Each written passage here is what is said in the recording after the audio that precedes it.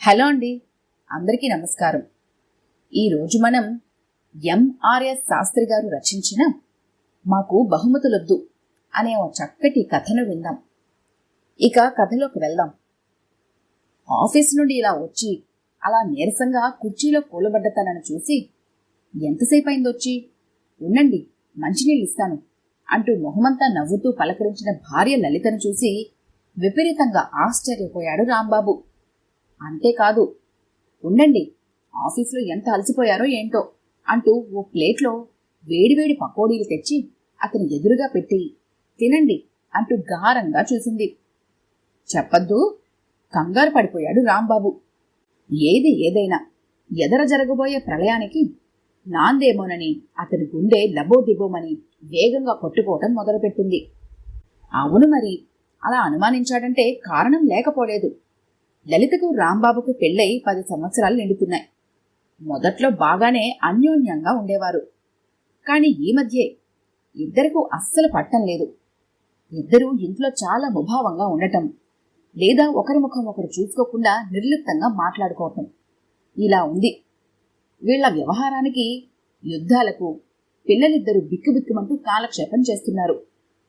అవును మరి, తల్లిదండ్రుల్లో ఎవరికి కోపం వచ్చినా అది వీళ్ల మీదకు మళ్ళుతోంది. పైగా లలితకు ముక్కు మీద కోపం. రాంబాబుది కొంచెం సాత్విక మనస్తత్వం అవడంతో కాస్తలో కాస్త నయం.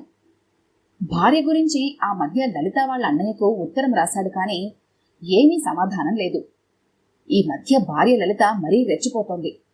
ప్రతి దానికి కోపమే.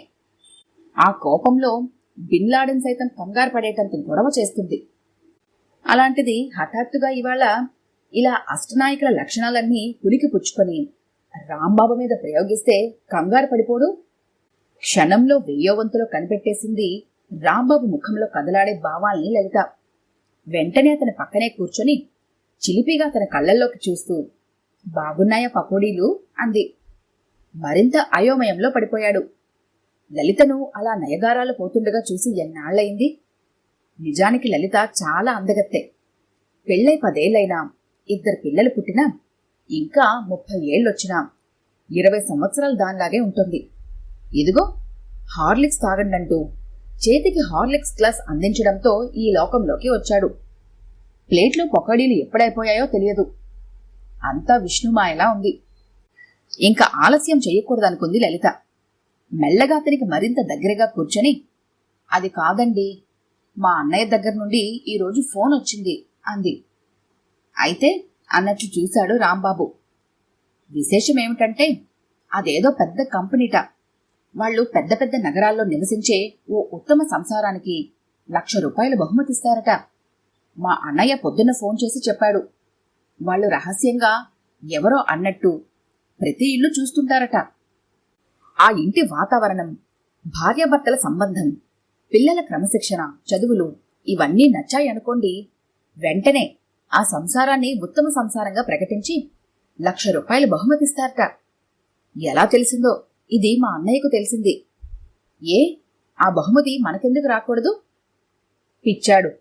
అస్తమానం మనం దెబ్బలాడుకోవడం చూసి మనకెలాగో రాదని మా అన్నయ్య తొందరలో నాకీ మాట చెప్పేశాడు.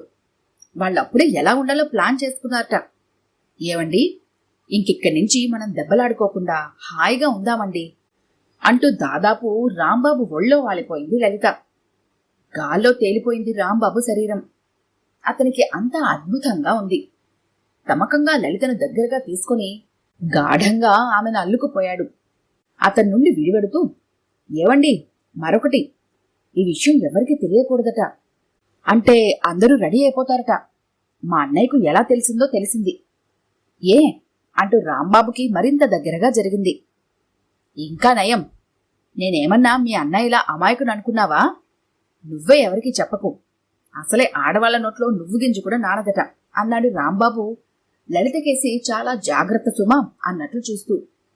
పాపిష్టిదాన్ని, ఇన్నాళ్ళు నా కోపంతో పిచ్చిదానిలా మిమ్మల్ని ఎన్నేసి మాటలన్నానో అంటూ తెగ బాధపడిపోయింది లలిత. పోనిద్దు, భార్యాభర్తలన్నాక ఆ మాత్రం గొడవలుండవా? నేను మాత్రం నిన్ను ఎన్నేసి మాటలనలేదు. ఒకానొక సమయంలో నిన్ను పుట్టింటికి పంపించేద్దాం అనుకున్నాను తెలుసా అన్నాడు రాంబాబు. అదోలా చూసింది లలిత రాంబాబు కేసి. చెప్పద్దు, కంగారు పడిపోయాడు రాంబాబు. అనవసరంగా నోరు జారేశాడు. కాని లలిత నుండి ఎటువంటి రియాక్షన్ లేకపోయేసరికి మనసులోనే భగవానుడికి థ్యాంక్స్ చెప్పుకున్నాడు. లలిత తెలివితేటలో రాంబాబు పనితనమో తెలియదు కాని మొత్తానికి 10-15 రోజుల్లో ఆ ఇంట్లో పరిస్థితులు పూర్తిగా మారిపోయాయి. పొద్దున్న సాయంత్రం చక్కటి టిఫిను, మంచి భోజనం, ఆహ్లాదకరమైన వాతావరణం, ఎల్లప్పుడూ నవ్వుతూ భర్త పట్ల, పిల్లల పట్ల లలిత చూపించే ప్రేమ, భార్యకు ఏ లోటు లేకుండా అప్పుడప్పుడు సినిమాకి షికారుకి తీసుకెడుతూ సాయంత్రం ఆఫీసు నుండి వచ్చి రాగానే పిల్లలిద్దరిని నీట్గా తయారు చేసి వాళ్ల చదువులు, హోంవర్క్లు చూస్తూ ఇలా రాంబాబు సహకారం. ఇంచుమించు వాళ్ళిద్దరూ రాబోయే బహుమతి గురించి మర్చిపోయినప్పటికీ మధ్య మధ్యలో నగరంలో ఎవరైనా ఉత్తమ సంసారం గురించి ఫలానా కంపెనీ వాళ్ళు తిరుగుతున్నారేమోనని అప్పుడప్పుడు ఎంక్వైరీ చేస్తూనే ఉన్నారు. అన్నట్టు ఈ మధ్య జరిగిన పరీక్షలో పిల్లలిద్దరికీ క్లాస్ ఫస్టులు వచ్చాయి.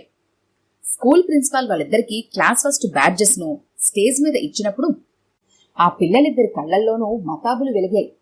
ఆ వెలుగుల్లో రాంబాబు, లలితల ముఖాలు మరింత వెల్లువిరిశాయి.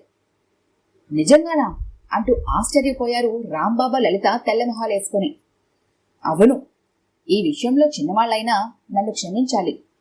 అయినా మీకోసమే నేను చిన్న అబద్ధం ఆడాను అని ఇద్దరి మొహాల వంక చూశాడు లలిత అన్న మాధవరావు. కాసేపాగి, అవునమ్మా, మీ మంచి కోసమే నేను చిన్న అబద్ధం చెప్పాను. నిజానికి ఏ కంపెనీ ఇలా బహుమతి ప్రకటించలేదు.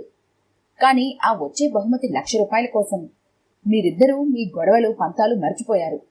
సుఖ సంతోషాలతో ఉన్నారు. మీ మొహాల్లో కనబడే ఆ వెలుగులు చూసి నేను చాలా తృప్తిగా ఉన్నాను. నేను చేసింది కరెక్టే అనుకుంటున్నాను. అయినా మీరు ఆలోచించాలి. ఇప్పుడు ఆ డబ్బు రాదనుకుంటే మళ్లీ పోట్లాటలు ప్రారంభిస్తారా? జీవితం అంటే డబ్బు కాదు. సంసారంలో డబ్బున్నంత మాత్రాన సుఖ సంతోషాలు రావు. భార్యాభర్తలన్నాక ఒకరిపై ఒకరికి విశ్వాసం, ప్రేమ, అనురాగం ఉండాలి. ఒకళ్ళంటే ఒకరు తప్పించాలి. ఒకరి కోసం ఒకరు బ్రతకాలి. అఫ్కోర్స్ డబ్బుంటే ఒకంత ధైర్యం ఉన్నప్పటికీ అది తాత్కాలికమే. మానసికంగా లభించే తృప్తిని డబ్బుతో కొనలేం. రేపు వచ్చే ఆ లక్ష మీలో అశాంతిని కూడా సృష్టించవచ్చు. భార్యాభర్తలు కొన్నాళ్ళు అనురాగంతో ఉంటారు. కొంతకాలం పోయాక బాధ్యతలు, బరువులు ఇలా వాళ్లలో కొంత నిస్తేజాన్ని కలిగిస్తాయి. అందువలన చికాకులు, చేదరింపులు మొదలవుతాయి. మీ సంసారంలో అదే జరిగింది. రొటీన్ జీవితం కొంత బోర్ కొడుతుంది. అందుకే నేను ఈ ట్రిక్ ప్లే చేశాను. బావగారు, మీరు ఏమీ అనుకోకూడదు అంటూ ఇద్దరిని ప్రాధేయపూర్వకంగా చూశాడు మాధవరావు. రాంబాబు, లలిత ఇప్పుడిప్పుడే విషయం గ్రహిస్తున్నారు. నాకిప్పుడు చాలా సంతోషంగా ఉంది. ఇది వరకు ఎప్పుడొచ్చినా మీరిద్దరు ముభావంగా ఉండేవారు. ఇంటి వాతావరణం కళావిహీనంగా ఉండేది. పిల్లలు దైన్యంగా ఉండేవారు. ఇప్పుడు చూడండి, మీరెంతో హాయిగా ఉన్నారు. అందుకు నాకు చాలా ఆనందంగా ఉంది. ఈ సంతోష సమయంలో మా చెల్లాయి లలితకు, మీకు ₹10,000 బహుమతిగా ఇద్దామనుకుంటున్నాను అంటూ చెక్బుక్ తీశాడు మాధవరావు. వెంటనే లలిత మాధవరావును వారిస్తూ, అన్నయ్య, నిజంగా మాకు నీపై ఎలాంటి కోపము లేదు.